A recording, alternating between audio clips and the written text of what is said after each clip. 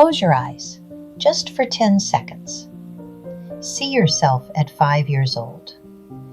Feel that electricity humming in your chest, how you knew without question that the world was huge and open and waiting for you.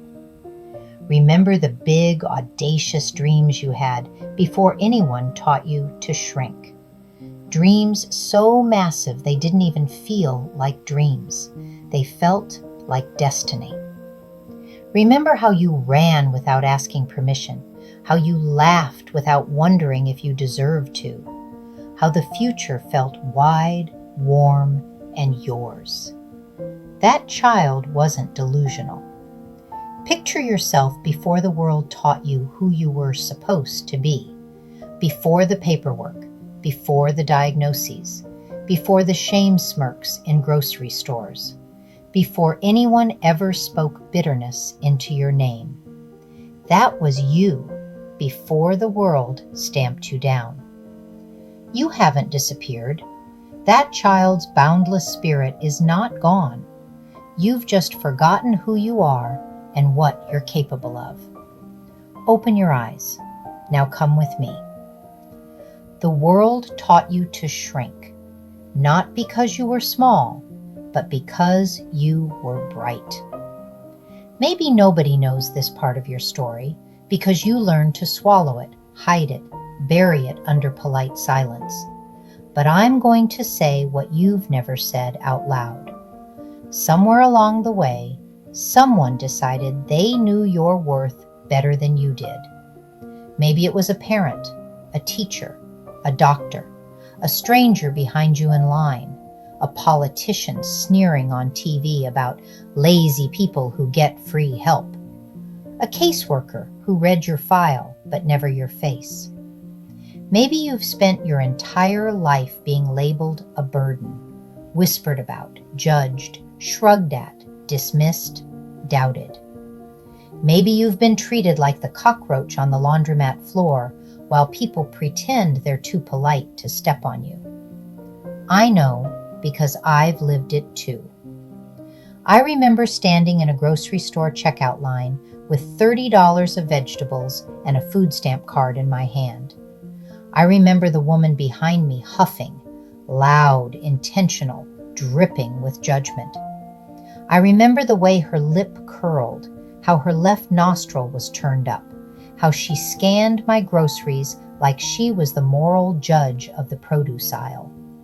I remember the disgust, the entitlement, the quiet cruelty of people who think poverty is a personal failure.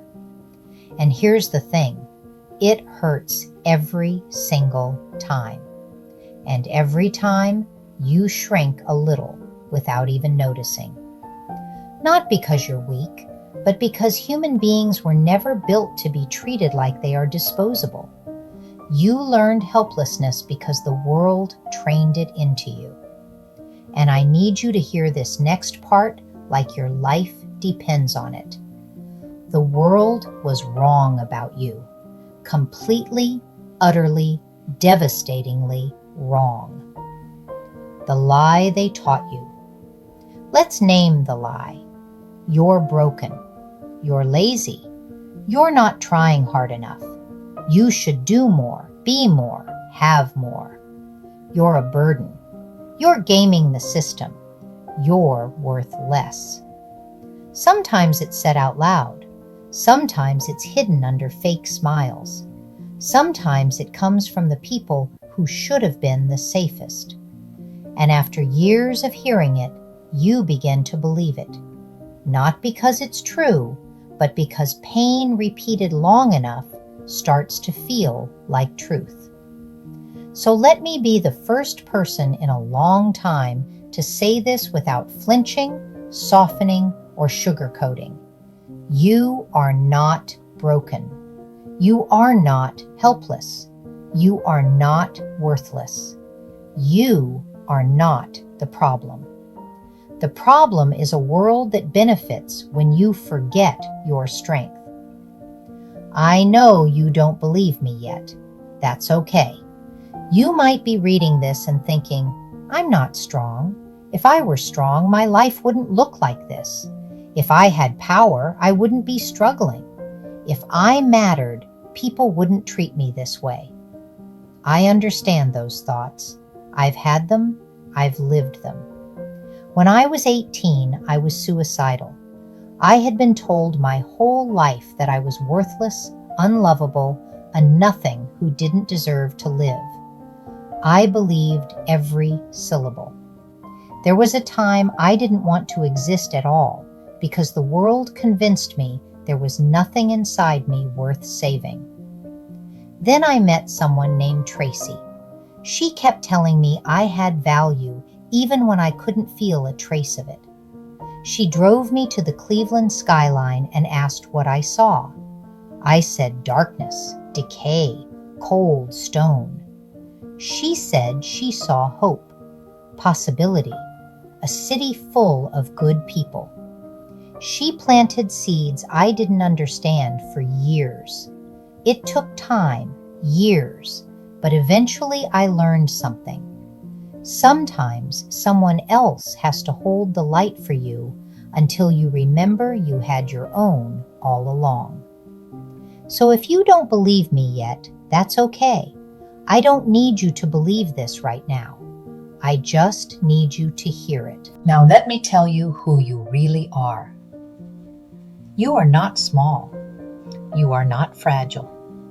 You are not your labels, limits, or losses. You are not the worst thing you've lived through. There is a fire inside you that poverty didn't kill, illness didn't kill, trauma didn't kill, shame didn't kill. There is a part of you older than fear, older than failure, older than every person who ever looked down their nose at you. You were born with a light the world has tried and failed to extinguish. The world sees disabled, low income, burden, dependent. But underneath all of that, there is a force that refuses to die. You are the light you're looking for. You've forgotten that, but forgetting is not losing. You were never meant to kneel. They want you quiet, grateful, embarrassed, invisible, ashamed, helpless. They want you to believe your survival is shameful. But hear me clearly. You were never meant to bow, cower, or kneel. Not then, not now, not ever. You were meant to rise, slowly or suddenly, loudly or quietly, painfully or triumphantly, but rise all the same. And maybe rising for you doesn't look like it does in the movies. Maybe it's getting out of bed, opening that scary envelope, making a phone call, asking for help, breathing through a panic attack, feeding yourself today, showing up when it feels impossible, trying again tomorrow. That's not weakness. That's courage in its purest form. Let me be clear about one thing. This is not a "your disability is a blessing" speech. This isn't toxic positivity. This isn't me pretending you don't face limitations, pain, exhaustion, trauma, or barriers others will never grasp. This isn't about pretending your reality isn't hard. It's about reminding you that hard is not the same as hopeless. You are not finished. You are not defined by your hardest chapter. You are not stuck, even if the ground feels like cement. There is a future version of you waiting, watching, rooting for you, because they know what you cannot see from where you're standing. You are still able. Maybe not in the way the world measures ability, not in the way society assigns value, but in the ways that matter. You are able to rise in spirit. You are able to reclaim your dignity. You are able to take one step, even a tiny one. You are able to carry a light that never fully went out. You are able to rebuild belief in yourself, one fragile piece at a time.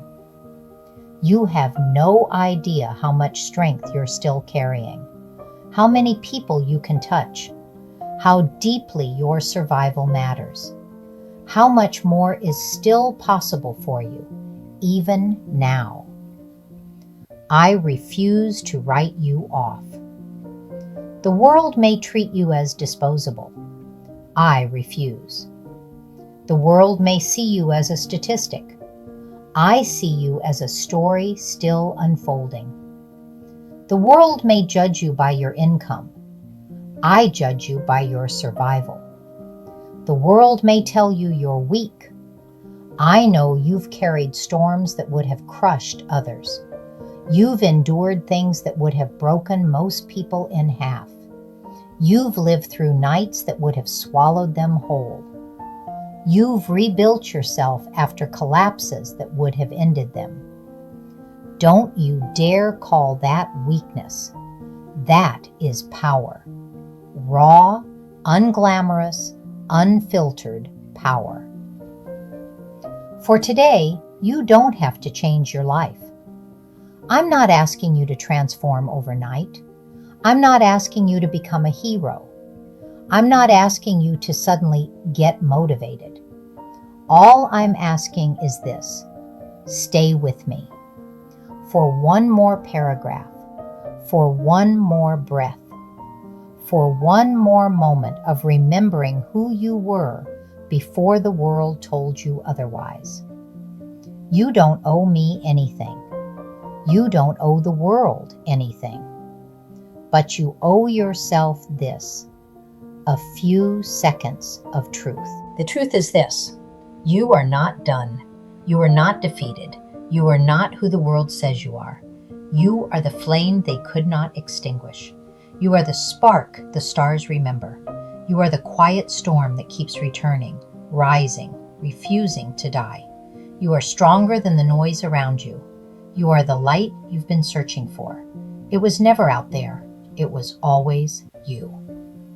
Welcome to Still Able. This place exists for you.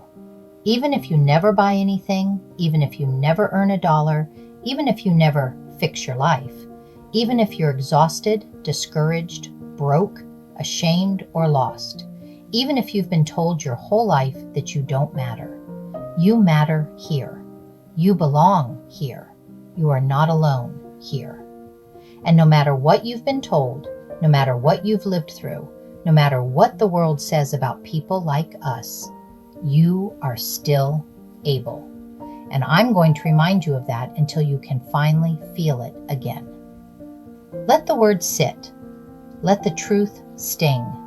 Let the light flicker. Let the memory of who you were and who you still are rise to the surface. This is where your new beginning starts. Not with perfection, not with motivation, not with willpower, but with remembering. You are not small. You are not broken. You are not done. You are the light you're looking for, and you were born to rise.